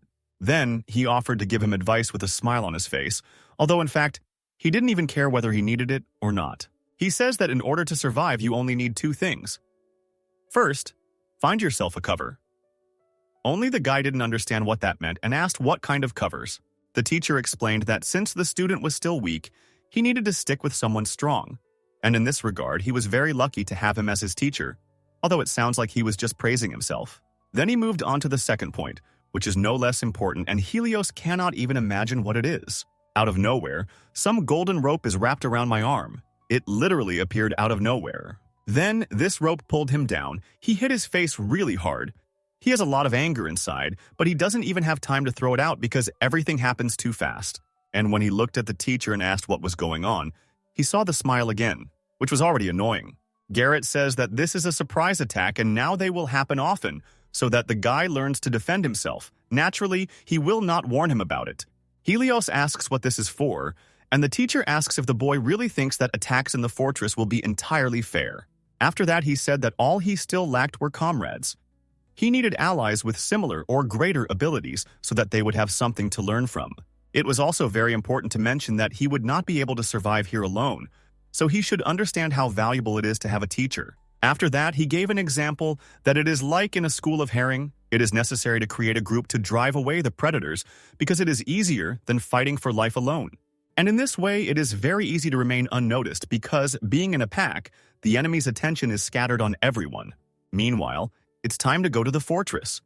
Today there is wheat waiting for them here, but no one has any idea yet how this could be connected with the test. They try to touch it, take a closer look, but it is the most ordinary wheat. The prisoners expected to see anything but this. They are already interested in finding out what the essence of everything that will happen here is, but for now, we can only guess about it. The teacher simply suggests that he relax, not think about anything, and not draw more problems in his head than there actually are. This rule can always be used, but now it is especially important for him not to be afraid ahead of time. And there are also many more people here than on the other floors, although this is expected because there are those here who are going through this floor again. The guy overheard this conversation and then thought how this was possible because if a person fails a test, he simply dies. He doesn't understand how in such a case one can get the opportunity to go through something again. Suddenly, a familiar voice was heard. He greeted the prisoners and, like that time, called them stray dogs, and then wished them luck. From the outside, it all looks very strange. It is unclear where to expect danger from, because there is only wheat around. Everyone started beating around the bush. Some started consulting with colleagues, but so far no one understands what needs to be done. There are no rats, swords, absolutely nothing to deal with around. The prisoners have a hunch that the wheat itself could suddenly become dangerous, but they have no idea how exactly. And the teacher also thinks that the organizers left here only those who are taking the test for the first time. He did not hear from a single person that he knows or remembers something. Suddenly, he takes his charge by the shoulder and says that perhaps this time he will have to cope alone. The guy has no idea what awaits him. He has no way to refuse, so he just kept quiet and pretended that it doesn't scare him. And then it started. These dogs came from somewhere. They were angry, as if they had just been beaten by these people. And now they had the opportunity to take revenge on everyone. The prisoners expected to see some unusual animals, but even though they were dogs, it still didn't mean it would be easy with them. They have so much anger that one can easily cope with at least half of them. Some have already started to pretend that they are injured, so that the dog thinks that she has already dealt with this person and moved on. But this tactic didn't work. The dog immediately and sharply attacked the one who was easiest to hit. That is, the one lying down. The guy already understood that he couldn't compete with her anyway. He only defended himself with his hands, resigned himself to the fact that his end had come, when suddenly his savior appeared. Helios found a spear somewhere and stood up for him, to at least buy some time and give him the opportunity to rise. This doesn't mean that he will protect everyone here, but as long as he is not attacked, he tries to be useful. And for those who are already tired, he reminded that there will be a break soon. So all that remains is to hold on for a little while. Then that prisoner said he had a question. He didn't understand what that guy was doing because, at least while everyone was tense and afraid for their lives, he was relaxing, like he was a few meters from the sea and had a cool lemonade in his hands. It's obvious. This is the image of a true mentor supporting from afar. But people are very angry that someone has to strain themselves while someone does not necessarily. Meanwhile, in order not to be looked at like that, he began to help a little. It doesn't cost him anything. He can only think about something. For example, to destroy someone, it happens right away, and others look at it as some kind of magic. Although it is, one could say that this time he made their task easier by more than half, and that is worthy of respect. Suddenly, some girl came up to them. She had been deciding for a long time to do it, and now she finally was able to. She says that she would also like to ask one question. What is that strange guy doing here, who seems to be able to do in a couple of minutes what their entire team is barely capable of? And she has never heard anything about him before. Tired Helios says that they don't even have to ask him about it because he himself doesn't know much. And in the meantime, he noticed that something strange was happening. It seemed like it was time for a break, but the number of dogs was only growing. Meanwhile, his teacher thinks that finally the subordinate is starting to understand. She even thought to give him another hint. It just so happened that at that very moment the guy looked in her direction as if he really needed a hint. For now he only sees a smiling teacher and doesn't understand anything, just like everyone else who is here. They all think that this task is somehow strange, because so far no one has understood why there is wheat here, and whether all they need to do is destroy these dogs one by one. And then the guy realizes that something or someone is approaching them all. He literally feels it. But at the same time, he doesn't understand what to expect. Everyone can see that he understands something, and from his facial expression, several people even lost consciousness because his eyes are like he sees some kind of ghost in front of him. And then he starts yelling for everyone to be careful because something is coming, and everyone immediately starts panicking. And he himself doesn't understand what he's talking about, but he knows for sure that something will happen. While they are waiting for an answer from him, he would also like more information. Suddenly, he saw some shadow, and then he turned around. He already wanted to defend himself, but his teacher was nearby just in time. He made short work of that wheat-on-a-stick scarecrow, and of course she had that trademark smile on her face. After that, Garrett asked the others how they liked it, how impressive it was, as if for him it was some kind of game and not a survival test. Now everyone had answers to their questions. The prisoners thought there would be more of these scarecrows, but there was only one. Helios doesn't fully understand what's going on here. He seems to be enchanted, and at the same time he wants to do something, but his body seems to refuse to obey. He has no idea how the teacher can be so cheerful. He even gets the feeling that something is wrong with him because it is very offensive to be sad next to a person who is seemingly the complete opposite.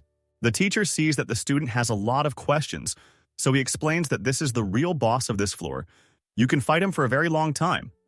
But if you know his weak points, a duel, as actually happened this time, this is where his help and tips end. This was necessary so that the guy would better understand what to do next time. And he was still bored, so he wanted to warm up a little. It turns out that those same dogs that were there at the beginning are nothing more than the boss's bait, and who would have thought? Now the guy understands why this place is called crazy. He has no doubts about it now because he saw everything with his own eyes. That's how the test was passed very quickly. Although unlike the previous test, this time the guy was almost not tired. The teacher did everything for him, for which he is incredibly grateful to him. Garrett congratulates the prisoner on getting through this floor, as if no one understands or notices whose merit it really is. Upset Helios says that if it weren't for his help, he would have died long ago, so there's nothing to congratulate him on, except that he's alive. He's even a little ashamed that it's not his merit, but Garrett can't stop being touched that finally someone is noticing his efforts. The teacher reminded that the guy actually dealt with one scarecrow, which was the second one, and considering the fact that they attack based on the level of a person's strength, this is commendable. The girl didn't even expect that there would be two of them. She was only going to watch, but she had to intervene. Of course, there are many people injured, but not a single person died. And this is a very good result for the beginners who passed this test the first time. Of course, not without her help. But still. Meanwhile, it was time to leave. Although most of us hardly strained ourselves, it was still very exhausting. It's still very difficult to go to the test without knowing what awaits them all, so the teacher thinks that they are all great. Now you can relax. Everyone is already going back. Some decided to stay where they are, but most don't even want to look in the direction of those ears of corn. As they walk back to their cell, the guy says he has a question, and he would be very grateful if he could get an answer right now. This concerns that unexpected attack in the morning, which almost drove him crazy, but still, as he already understood, it was very necessary. It is important for him to know whether this was done on purpose or not, because he understands that it was done to give him a hint and teach him how to react to silent attacks, of which there will be many in the future. The teacher laughed a little and said that actually the student was too pure for this. Well, if he thought so, then that was already not bad. In the end, he advised him to leave these questions until they were alone, because now, even if it seemed like there was no one around, ears were everywhere. And he also called him a child, which completely ruined the mood for the rest of the day, as usual. The guy was indignant, but then he saw that Garrett didn't even notice him and stopped wasting his energy on it. A few days later, all this time passed very unnoticed, but during these days there is some result that cannot but please you. Here they have already passed the 23rd floor. Before it seemed that in order to get here, you need to do something impossible, and all this seemed unreal. But now they are already here, and the guy is more and more convinced each time that nothing is impossible. The main thing is to move forward and not be afraid to look fear in the eye. And also, starting from this floor, some bugs started appearing near him, and he is so afraid of them that he doubts that he will last long now. He even asked the teacher not to say this word out loud because otherwise he would just go crazy. Garrett seemed to be asking specifically if the guy was afraid of bugs. They are small, but he is doing the wrong thing like most people, underestimating the fear of others and thinking that it is so easy to convince someone otherwise. He sees that it is very difficult for him, but it means nothing to him. And he himself will understand what it is like only if he finds himself in his place. Suddenly, the rest of the team came up to them. Although this had not happened for a very long time, and at first the guy was even a little confused. He thought that they wanted to say something offensive to him or to laugh, but they smiled so sweetly that he immediately relaxed and said that he was glad to see them all again. They came over to say that their huge fly swatter was just awesome, but as soon as they started talking about it, Helios almost threw up again. The thing is, they just went through tests where they had to fight against beetles and all sorts of similar insects, and suddenly everyone became quiet. And then he says that since they are all gathered here, something important needs to be said. At first, everyone was very embarrassed, whispering as if they didn't want to offend him. But then they decided that since they had already said it, they needed to continue. Jade asked for everyone to have Mr. Garrett become their teacher, because they have no one else to look up to except him. The guy immediately replied that it was impossible. He thought that everyone would quickly leave him alone or start to get offended. But the prisoners started asking why this was so. He says that he has no reason to irradiate even one of them. And if that's all they wanted, then they can leave now. And he also asked them to stop making him angry. He also said that if they are looking for a teacher, he advises them to pay attention to the Western Recreation Team. There, everyone will be able to find a suitable candidate for themselves. And one girl said that she very much doubts that anyone will accept them there. The teacher thought that if she thought about it, she was one of those that Daryl and Ramona didn't take with them because of her misbehavior. And then she thought that it wasn't her problem. She told them about it out loud, then everyone got very upset and without saying a single word they went back. Helios tells him that he acts like a villain who doesn't care about the feelings of others. And the guy doesn't even know what to answer, because if everyone knew his situation, then such questions simply wouldn't exist. The teacher started to say that there was no benefit for him in this, and the guy explained that he should have at least asked what their problems were before refusing so rudely. They said that no one would accept them, and he personally was interested in knowing the reason. Maybe it would somehow help him in the future. Her thoughts at this moment. It seems to bother you. In such moments, you really behave like the main character. And then the teacher began to explain the following, that his dear student apparently forgot that this is a prison, and no one here gives anything to anyone. Here, everyone deserves such treatment, and this is normal. There is no one to feel sorry for here. All these people do not deserve anything good, even if it seems that they have corrected themselves, admitted their guilt, and repent. Then, even if this is true, they still deserve punishment for everything they did earlier. Meanwhile, they pass by this company. They clearly have some kind of problem. Someone even shouts for someone to help. Only the guy reacted, but the teacher was about to walk past as if nothing was happening. Although he is one of those who can help, but still does not do it for some reason, apparently the same ones that I just described. He saw the guy stop, so he reminded him that they had just talked about this and asked him not to look at him like he was some kind of villain. Moreover, such issues usually resolve themselves, since once a conflict has occurred, no one else can know better how to resolve it, except those who are directly involved in it. And finally, Garrett also said that some people should not forget that he is here only for him and for his own good. He should not waste his energy on someone else. Someday, the guy will say thank you for this, but now he struggles with a sense of injustice as if he was the one asked for help and he refused. The next day came. It turned out that the teacher had slightly intervened in the conflict for the sake of his subordinate, because he simply could not watch him burn with his gaze. Nothing like that happened, but the situation was blown out of proportion, as if he had beaten up everyone who was nearby, and that he was the one who initiated the conflict. Nothing unusual, but now I'll have to explain everything, and that's time, nerves, energy, and in general, he doesn't really like to communicate with this person. Garrett hadn't been in this office for a long time. He already thought that he wouldn't be here anytime soon, but here it is. What he didn't want the most happened. And then the commander starts saying that Garrett still needs to establish order. And the guy asks if it wouldn't be better to follow the manual, to which he asks what point he means. Garrett recounts in the 7th article, special point 1, upon hearing insults, ridicule, or obscene expressions that exceed a certain level, the guard is allowed to take measures at his own discretion. The girl didn't hear it directly, but she thinks it's the best thing she could say in her defense.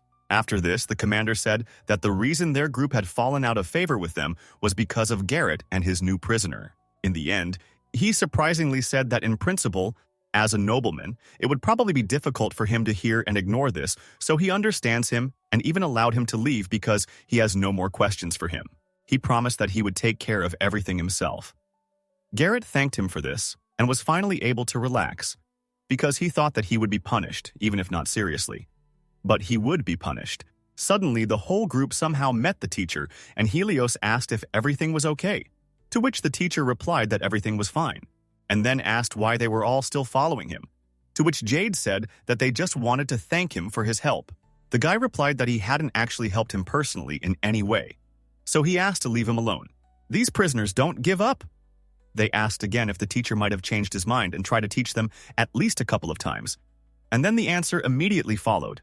No, just as cold as last time. That girl came forward again and asked if it was really that impossible, and Garrett answered again that she understood everything correctly. Suddenly, she somehow tensed up and accidentally directed negative energy to the side, and by chance, there was Helios. The teacher already thought that he should protect his ward again, but the girl began to apologize in time. She explained that they simply misunderstood. She didn't mean to do it and was ready to apologize in any way. Helios again began to persuade the teacher to think about it. But the guy says that if now it sounds like the most ordinary request, it does not mean that, for example, tomorrow, these people will not even be grateful to him and will begin to perceive help as something due. He even put a special headband on him so that the guy would feel less attached to these people, and so that he would become a little more indifferent to them, because otherwise there was no way to explain to him that he was not going to teach anyone except himself. Because if he divides his powers among everyone, then in the end none of them will learn normally. So it's better for him to give all his attention to one person, and the rest will somehow figure it out. The guy doesn't understand how to interpret this because the teacher himself said that he needs to make friends. And now he himself is doing everything to prevent this from happening.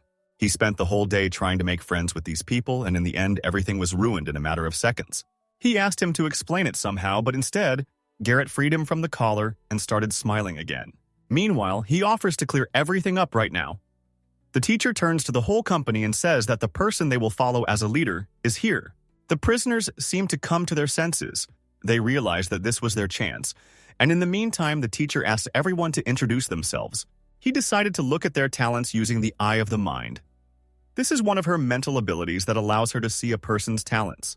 Jade was the first to introduce himself, a type of physical enhancement, and he also has good potential. Then Kyra introduced herself. She is a mentalist, the ability to create illusions and a little telepathy. This girl's name is Svetlana. She is a mentalist, and as soon as she started talking, the teacher realized that she was hiding something incredible. Then this guy spoke up. His name is Edwin, but you can feel a very stormy temperament coming from him. The girl didn't expect that they could come up with such a combination. She even thought that perhaps she would even be interested in working with them. Her thoughts now, let's leave the moment that their skills are quite decent. Thinking about it, their skills are just perfect for supporting the main character. He couldn't have known about it when he chose them. Maybe that's where his strength lies, that he simply doesn't pay attention to those who are useless to him, no matter how it sounds. Garrett said that perhaps that was enough of the introductions and turned to Miss Hare. He asked not to dare to provoke him by attacking Helios, as was the case before, because there would be no second chance. After that, the girl decided to ask what kind of relationship they had, because it wasn't just a relationship between a prisoner and a guard. Garrett made it clear that it was none of her business and she didn't need to know, especially since it was an irrelevant question. So he wasn't obligated to tell her anything about it. And then suddenly, the guy pretended to cough, while warning everyone else that in order to avoid misunderstandings, everyone should take into account that the teacher lacks common sense. He wanted Garrett not to hear anything, but everyone heard it, including him. And then it started. The teacher asks why he thinks he has no common sense, and the guy tries to explain that, at least because he says ambiguous phrases. Meanwhile, they have already been in their first lesson for half an hour. Some are not used to such workloads, so they barely persuaded the teacher to take a break. It was not easy, but they managed.